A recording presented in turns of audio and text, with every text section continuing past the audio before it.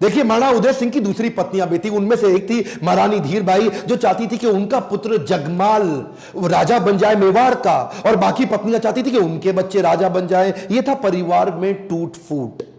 अकबर बहुत तेज था, वो जानता था कि बड़ा आसान तरीका है, इन्हीं राजपूतों को आपस में लड़वा दो, कुछ को अपने साथ ले लो, बाकियों को खत्म करना आसान हो जाएगा। वही हुआ, राजपूतों में आपस में लड़ाई हो गई। जब जब घर टूटेगा तब तब पड़ोसी आके लूटेगा। यही हुआ, हर बार ऐसा होता आया है। यह पहली बार तो हुआ नहीं है। 326 बीसी के अंदर जब सिकंदर भारत आया था तो महाराजा आम्बी ने पोरस को धोखा देके उनसे संधि कर ली, पोरस हार गए।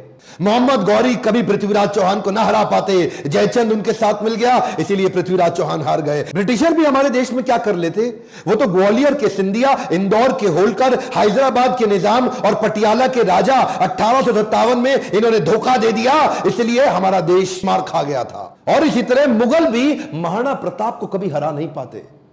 वो तो जब जब परिवार टूटेगा तब तब पड़ोसी आके लूटेगा।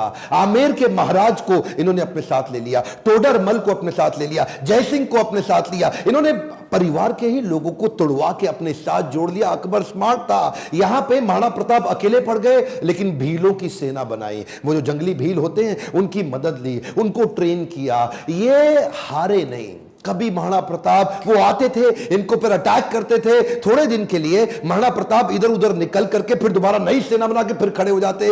देखिए, ना तो ये महाराणा प्रताप को मार पाए, ना ही उसको पकड़ पाए। महाराणा प्रताप हर बार बाउंस बैक करते थे। महाराणा प्रताप शरीर से इतने ताकतवर, 7.5 फुट की उनकी हाइट, 70 किलो का उनका कवच, 10-10 किलो के जूते, 10-10 किलो की तलवार, 80 किलो का भाला। बहलोल खान को कैसे काट डाला। कौन था बहलोल खान? ये थे अकबर का सबसे बड़ा सेनापति, जो हल्दी घाटी के युद्ध में आया था। एक तलवार की काट से इन्होंने बहलोल खान समेत उनके घोड़े को 2 हिस्से में चीर डाला। ये बार बार लड़ाइयों का कारण समझिए। पॉलिटिकली और जियोग्राफिकली मेवाड़ अकबर के लिए दिल्ली से बहुत महत्वपूर्ण था। गंगा मार्ग के व्यापार मार्ग को यह पश्चिमी तट के साथ जोड़ता था। जियोग्राफिकली अगर वेस्टर्न हेमिस्फीयर से कुछ भी इंपोर्ट करना है, कुछ भी एक्सपोर्ट करना है, टेरिटरी से कोई सपोर्ट लेना है बाहर से भारत के, तो अकबर को मेवाड़ पार करना पड़ता था। मेवाड़ ऐसी किरकिरी बन गया और ये मेवाड़ को जीत नहीं पा रहे, क्योंकि वहां पूरा भारत तो मान जाता था और वहां महाराणा प्रताप अकड़ के खड़े थे।